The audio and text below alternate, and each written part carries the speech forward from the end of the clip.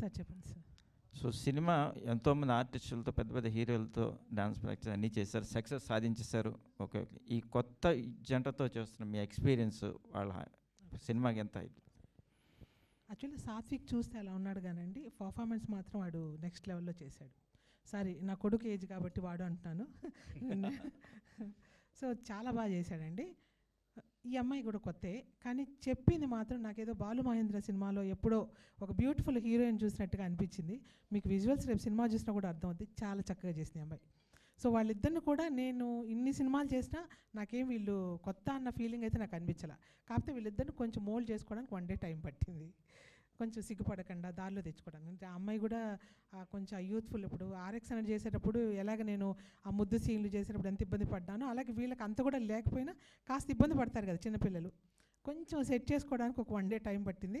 Second day నుంచి నేనేం expect చేసినా అది చక్కగా చేశారు వాళ్ళిద్దరు. సో ప్రస్తుతం క్లాసికల్ డాన్స్ మరుగైపోతుంది, వెస్ట్రన్ స్టైల్లో వచ్చేస్తుంది. ఈ సినిమాలో ఏమన్నా మీరు ప్రయత్నం చేస్తున్నారా? లేదు సార్, ఇది అస్సలు ఇది మొత్తం కథకు సంబంధించిన సబ్జెక్ట్ సంబంధించిన సాంగ్స్ తప్పితే ఎటువంటి ఇది ఇటు క్లాసికల్ కానీ అలాంటివి ఏమీ లేవండి. సో కెమెరామెన్ సార్, సినిమాకి 2 కళ్ళు, డైరెక్టర్, కెమెరామెన్. కథ ఎలా ఉన్నా మీ విజువల్ బాగుంటేనే ఆడియన్స్ రిసీవ్ చేసుకుంటారు. సో లైటింగ్ పర్పస్ కానీ ఆ ఎక్స్పీరియన్స్ కానీ అసలు ఎంత శ్రీ తీసుకున్నారు? ఇది స్కోర్ ఎట్లా? యాక్చువల్గా ఫస్ట్ నాకు భాను గారు కథ చెప్పగానే దీన్ని అసలు సార్కి నేను డైరెక్ట్ చెప్పాను, సార్ దీంట్లో లైటింగ్ ప్యాటర్న్ ఇట్లా కాదు, మనం మామూలుగా సినిమా చూస్తున్నప్పుడు ఇంతకుముందు సార్ ఒక వర్డ్ అన్నాడు, మన గోడపై నుంచి ఇట్లా తొంగి చూస్తే ఇంటి ఎదురుగా మనం ఏమైతే చూస్తామో అదే ఉంటుంది సార్ సినిమా, మీరు నన్ను నమ్మండి అని చెప్పేసి. ఏ రోజు యాక్చువల్గా ఇంకోటి ఏంటంటే ఒక సినిమా డైరెక్టర్ కెమెరామెన్ చేసేటప్పుడు మొగుడు పిల్లలు అంటారు, మేము మొగుడు పిల్లలం కాదు, ఇద్దరం బ్రదర్స్ లాగానే. నేను తమ్ముడినే, ఆయన అన్నయ్య, బట్ నాకు కొంచెం తెల్లగా ఉన్నాయని మీరు అట్లా అనుకోవద్దు, సారే నాకంటే చాలా పెద్దవాడు.